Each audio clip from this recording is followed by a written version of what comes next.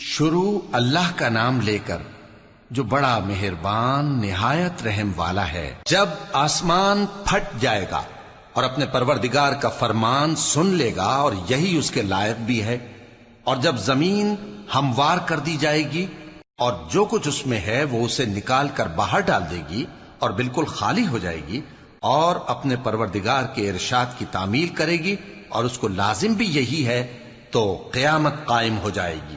اے انسان، تو اپنے پروردگار کی طرف پہنچنے تک خوب تکلیف اٹھاتا ہے، پھر تو اس سے جا ملے گا۔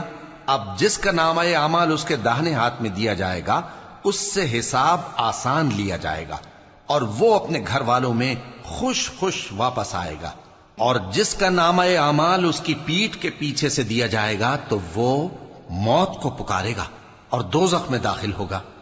وہ اپنے اہل و عیال ہی میں مگن رہتا تھا، وہ تو خیال کرتا تھا کہ اللہ کی طرف لوٹ کر نہ جائے گا، کیوں نہیں؟ اس کا پروردگار تو اس کو دیکھ رہا تھا۔ سو میں شام کی سرخی کی قسم کھاتا ہوں اور رات کی اور جن چیزوں کو وہ اکٹھا کر لیتی ہے ان کی، اور چاند کی جب وہ پورا ہو جائے، کہ تم لوگ درجہ بدرجہ ضرور چڑھو گے۔ تو ان لوگوں کو کیا ہوا ہے کہ ایمان نہیں لاتے، اور جب ان کے سامنے قرآن پڑھا جاتا ہے تو سجدہ نہیں کرتے، بلکہ کافر جھٹلائے جاتے ہیں، اور اللہ ان باتوں کو جو یہ اپنے دلوں میں چھپاتے ہیں خوب جانتا ہے۔ تو ان کو دکھ دینے والے عذاب کی خبر سنا دو۔